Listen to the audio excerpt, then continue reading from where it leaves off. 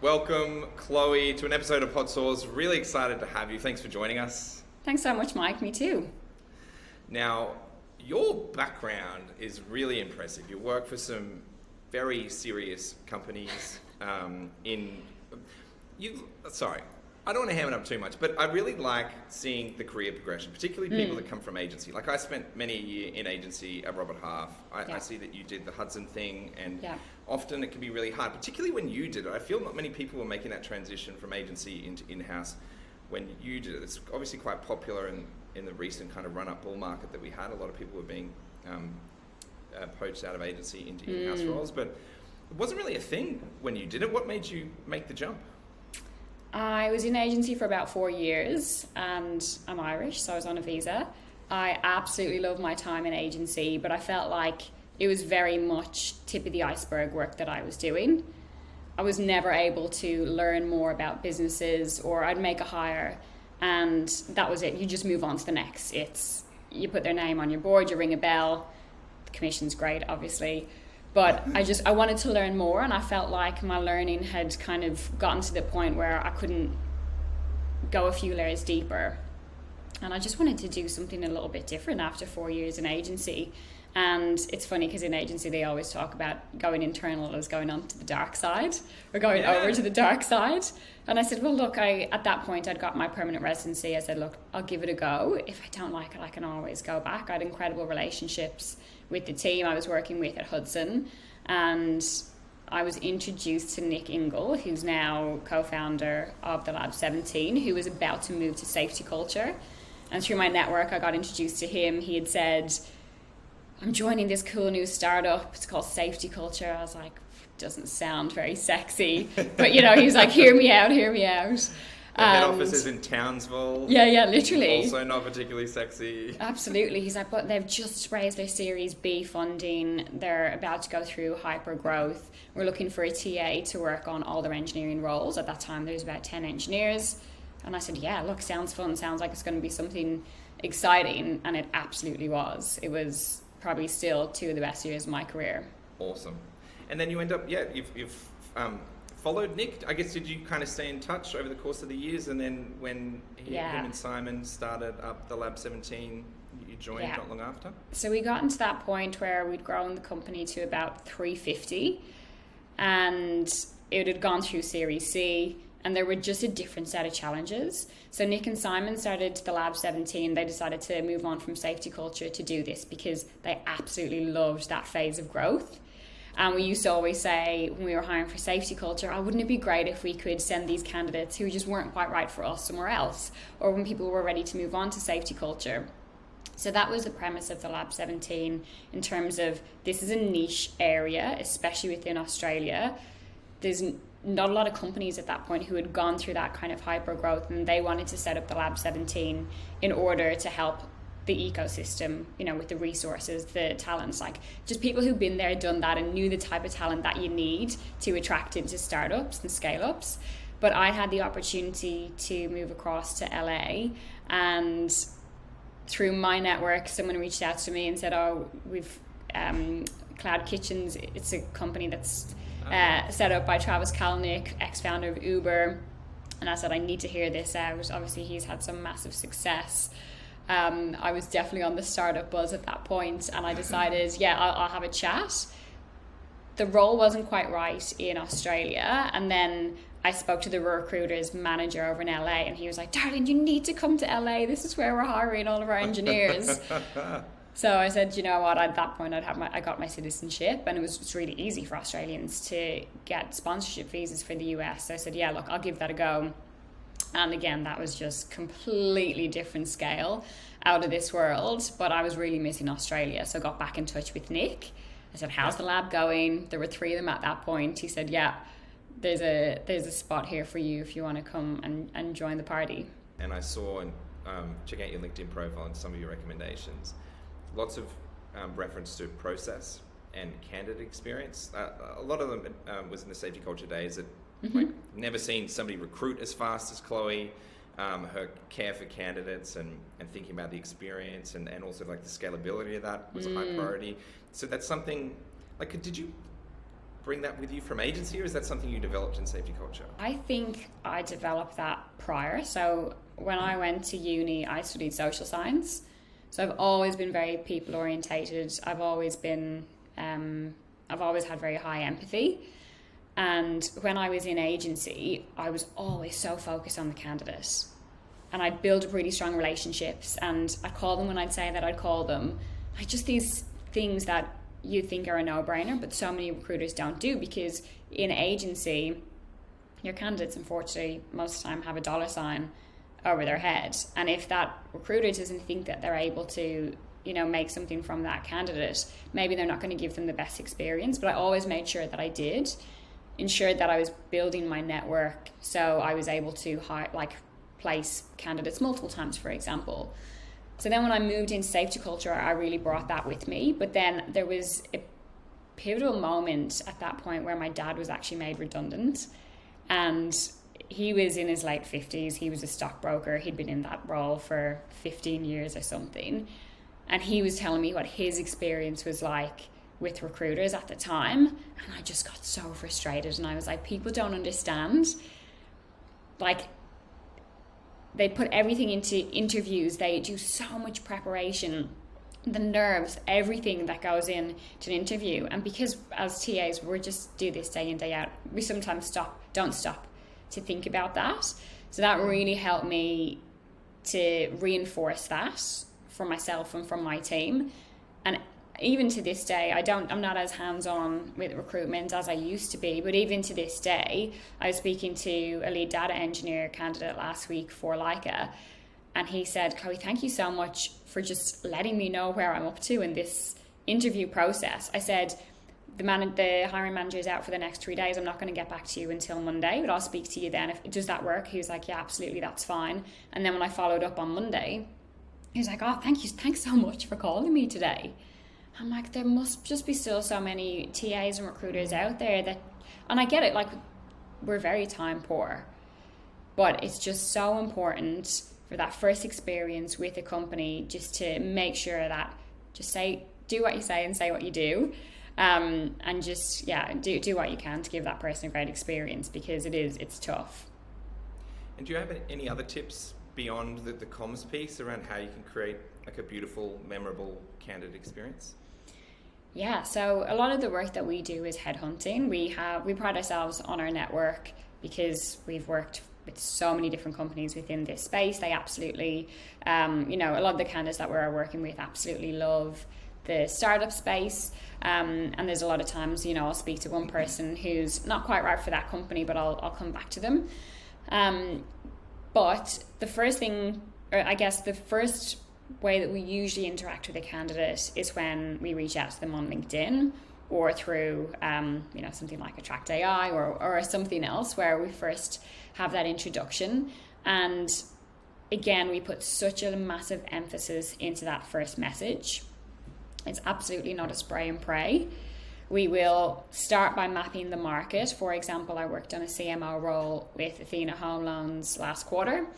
And we start, before we reach out to anybody, we map the market. We understand who have we actually got in this space, who has got the right amount of experience, who we should reach out to. And then we share that long list or those profiles with the hiring manager. So in this case, it was with the CEO and the founders of Athena. We said, okay, we want more of this, less of this. Perfect. So at least we know now, once we start to reach out to candidates, the hiring manager has already kind of said, yes, this is the shape of or type of profile that we want. And then the first message, of course, we always try to have, a subject line that's going to stand out. So usually it's Australian startup, Series B round of funding, CMO role, or lead data engineer role. Leica is growing. Do you like dogs? Something like that. These are the partners that we work with. Yeah. But then in that message, you have a very short amount of time to actually capture that candidate's attention. And as you mentioned, a lot of the times they're not actually looking for a new role. So I put myself in their position and I say, well, I absolutely love my role, but what is it that's going to stand out to me if someone were to reach out to me? And it's about giving them as much information as possible so they can easily make that decision. So we put in that message things like, this is why I'm reaching out to you, I saw this in your profile, etc. Some of those kind of standard customized things. But one thing that we did start to do a few years ago, we'd started to work with a partner called Qwilr. Qwilr. Yeah. And we started to play around because we absolutely love their tool. So we got introduced to them, and they have a proposal tool, and it's really, really beautiful. So we said, well, why don't we use their tool to demonstrate to candidates what Qwilr do? And they had all of these made, and we started to play around with it. And while we were reaching out to candidates on LinkedIn, we'd send them this link to a Qwilr so they could see what Qwilr did. It's like Inception. And we adopted that for all of our partners. And now we have Laura in our marketing team, who is absolutely phenomenal. Anytime we start a new partnership, our first week is getting to really understand, you know, the organization, why a candidate would join, what's the important information. Because if I were to reach out to you and say, Mike, I've got this role that I'd love to chat to you about at Leica, you'll start doing your own research. But everything from their marketing perspective, it's for a small company especially, it's not going to really be around EVP or employer brand. It's going to be very much around how they're marketing to their customers. So for us, we work on the EVP part and build their brand in a Qwilr Doc. So in these messages, when we reach out to candidates on LinkedIn, we always say, here's Leica in 2 minutes. Here's Athena in 2 minutes. So this candidate can now see everything that we want to show them in this Qwilr Doc. We use all of our partners' branding and their color themes, their tone, their language. We move through this pretty quickly in our first week, but we get marketing to sign off just to make sure everything's correct and we've got the right funding and, you know, the right people in there. And that is something that has really, really helped us. And we've had so many candidates come back just saying, wow. And a lot of them are like, we don't open these types of emails much, but when, you know, they do see these things, they're really, really impressed because all the information is right there for them, and they can scroll through this beautiful doc that is kind of, you know, been made specifically for them. And they are beautiful. This Leica document, like how could you not?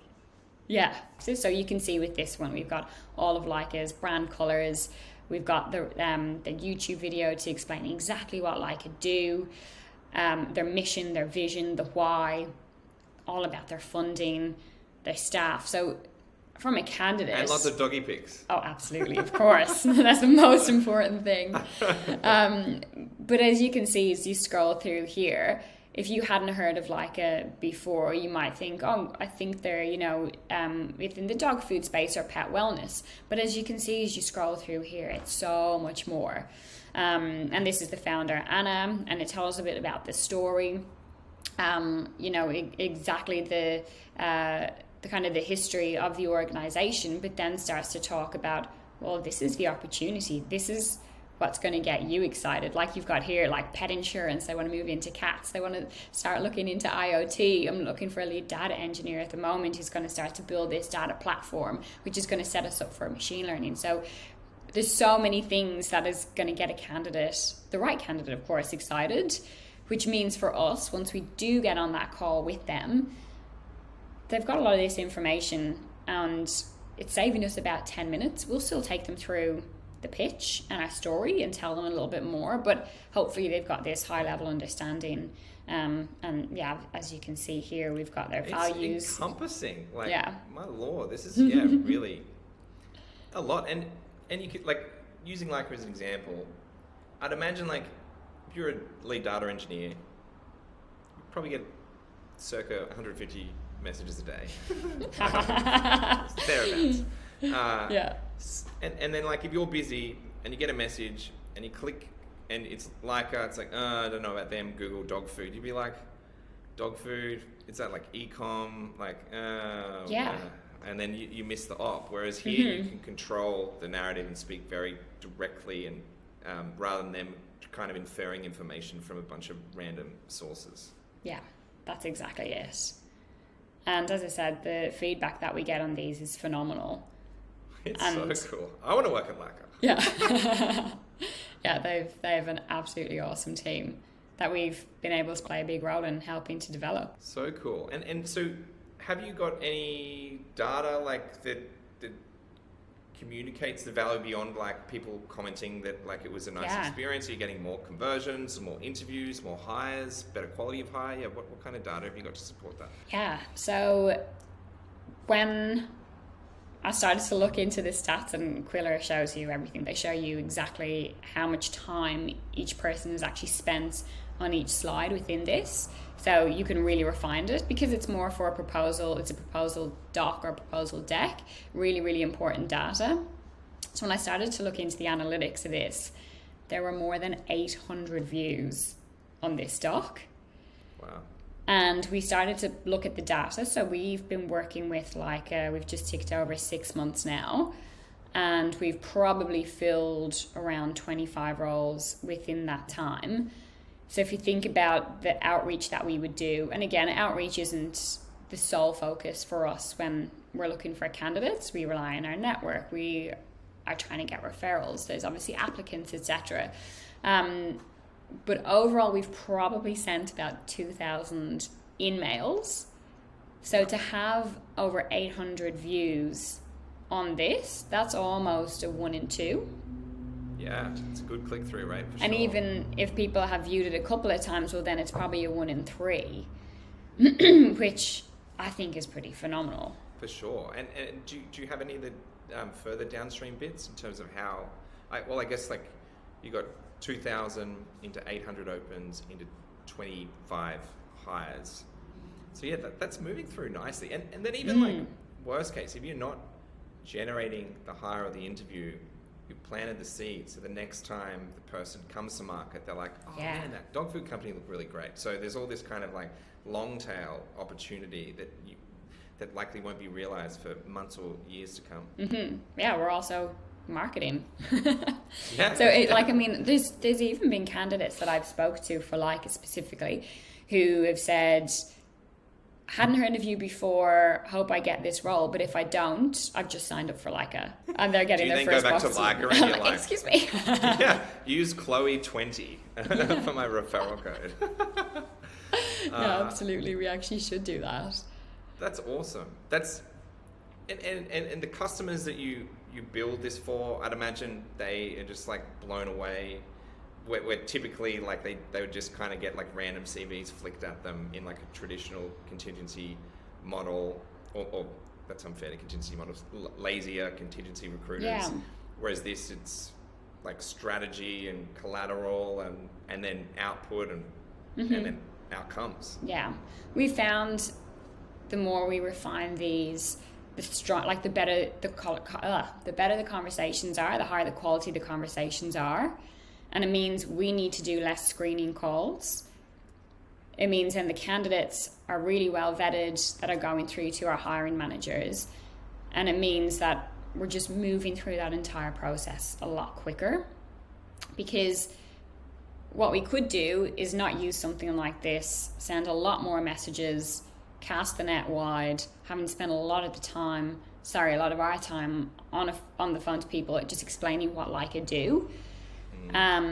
Whereas this way, they've got a really good understanding about the business. They're already excited by the time that they get on the phone. And that's one of the things that's really important. Thank you very much. Very cool conversation. Thank you for sharing the Qwilr Docs. I can't wait till one of them lands in my inbox with a job offer. Very excited. I'll be refreshing my LinkedIn tab this afternoon. But yeah, thank you for sharing so many interesting insights and stories. I appreciate your time. Thanks so much, Mike.